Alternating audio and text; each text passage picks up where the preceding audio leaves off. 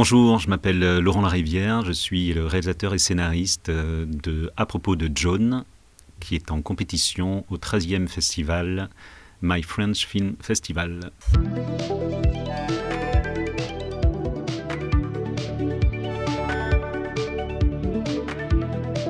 I'm John.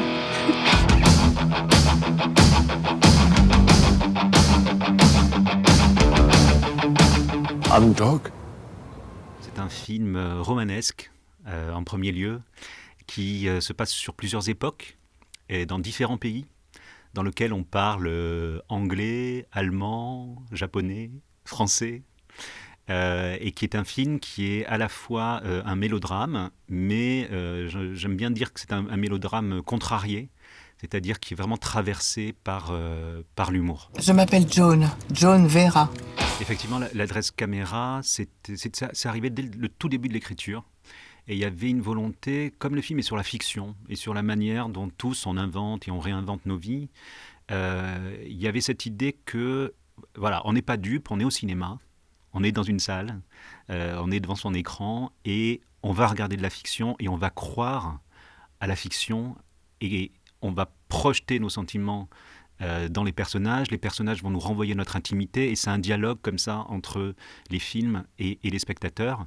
Et le fait que le personnage s'adresse directement au spectateur, c'était un moyen d'aller très très vite dans la fiction et de dire, bon voilà, on n'est pas dupes, on va se raconter des histoires, venez avec moi. Et donc il y a quelque chose d'assez ludique et aussi un pacte avec le spectateur et une complicité supplémentaire.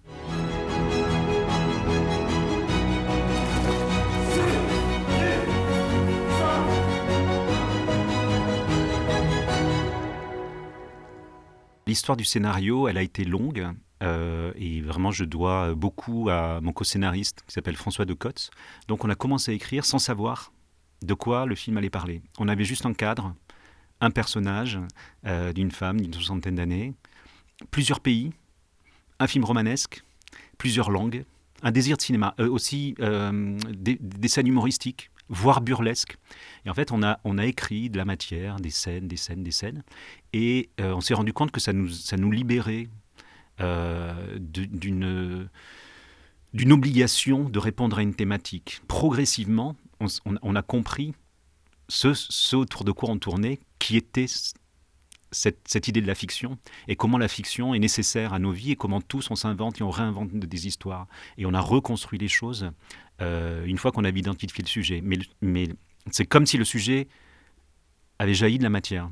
J'ai le sentiment que le film est traversé par une vitalité qu'il aurait moins eu parce qu'on a un peu tendance, quand on parle d'une thématique, à illustrer la thématique. Et il faut se détacher de ça. Il faut que le film soit plus grand que la thématique. Il ne faut pas que le film soit qu'un sujet.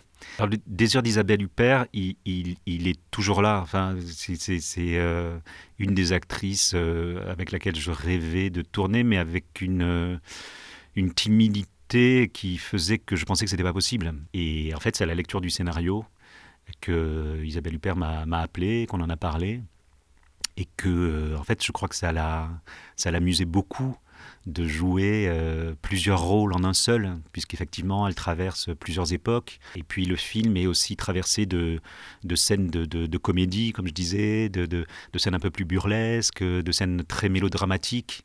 Et donc, il y avait énormément de couleurs aux personnages, d'états à traverser. Alors, Freya Mavor et Isabelle Huppert se sont rencontrés lors d'une lecture du scénario qu'on a fait avec tous les acteurs principaux du film. Je sais que Freya a écouté attentivement l'accent anglais, le phrasé d'Isabelle Huppert pour se calquer un petit peu sur son rythme.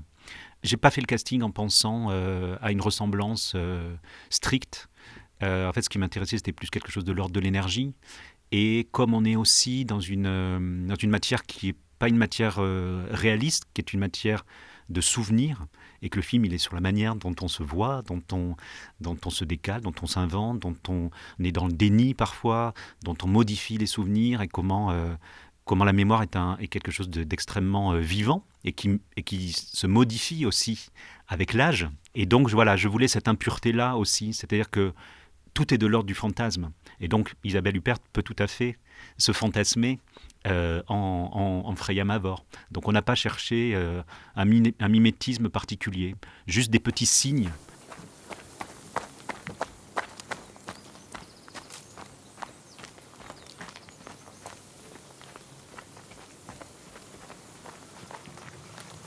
Mon fils. Joan, Tu peux m'appeler maman, ça me dérange pas. révolution, avant tu supportais pas. Avant, j'étais trop jeune pour être ta mère, maintenant j'ai l'âge. Et j'ai besoin de me raccrocher aux fondamentaux. Flatté d'en faire partie. Alors ce qui est très très beau dans ce que fait Swan Arlo, sans dévoiler trop de choses non plus sur le film que vous allez voir, c'est qu'il est à la fois extrêmement concret dans ses actions et en même temps très évanescent. Et donc il amène une poésie, un mystère dont a besoin le personnage. Dimitri et Swan, pareil, pas de travail tellement sur la ressemblance, même si des spectateurs me disent c'est dingue parce qu'à 6 ans, 15 ans, 40 ans, il y a vraiment une filiation et je crois qu'elle est aussi sensible et émotionnelle. Dimitri Doré, il joue un adolescent de 15 ans alors qu'il en a 22 dans la vie. J'ai vu cet acteur jouer une pièce de théâtre où il jouait un ado et je me suis dit mais quelle maturité pour son âge, et je me suis rendu compte qu'en fait il avait 20 ans.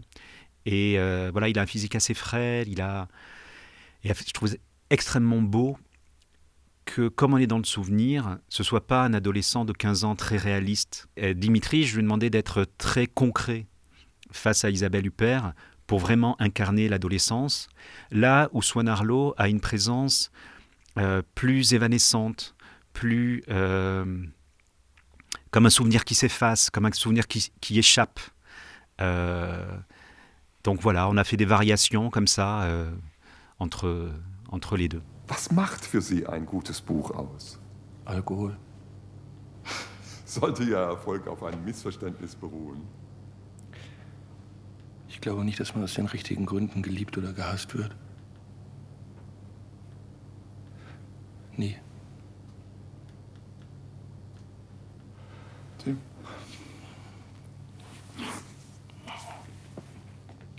Sie schreiben zuerst auf Französisch und dann erneut auf Deutsch.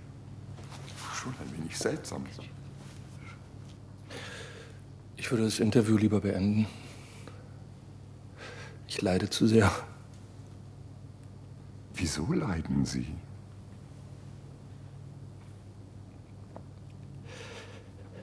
Ich liebe. Verstehen Sie? En fait, il fallait un acteur comme Lars Eidinger, qui est vraiment prodigieux parce qu'il apporte une très très grande humanité dans son excès. Et donc, même s'il peut agacer, en fait, on sent toute la profondeur, toute la souffrance, tout l'amour qu'il a pour cette femme et la frustration qu'il endure depuis des années et qu'il rend insupportable. Et en même temps, progressivement, on s'attache à lui et on comprend que la relation entre le personnage d'Isabelle Huppert et le sien est une fondation de la vie du personnage, et que si elle a réussi à traverser l'existence malgré les douleurs qui se sont accumulées, c'est beaucoup grâce à cet homme. C'est fermé. T'as oublié, c'est une poignée à l'envers. Ça s'ouvre dans l'autre sens.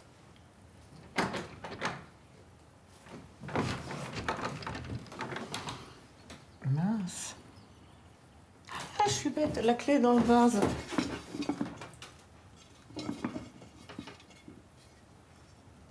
Je sais pas où elle est. L'humour était inscrit dans le scénario. Avec François Decotz, mon co-scénariste, on tenait beaucoup à... C'est-à-dire que dès qu'on aborde une scène, on se demande comment y insuffler aussi un décalage. Alors, c'est pas de l'ordre du gag, mais c'est de l'ordre de la situation. Qu'est-ce qui peut coincer, qu'est-ce qui peut grincer, qu'est-ce qui peut nous faire sourire ou rire. Et je pense qu'on est davantage disponible pour les scènes d'émotion si on a ri et si on est comme ça en confiance avec un film qui dialogue avec nous et qui nous fait traverser plein d'émotions différentes. Je pense que c'est une force.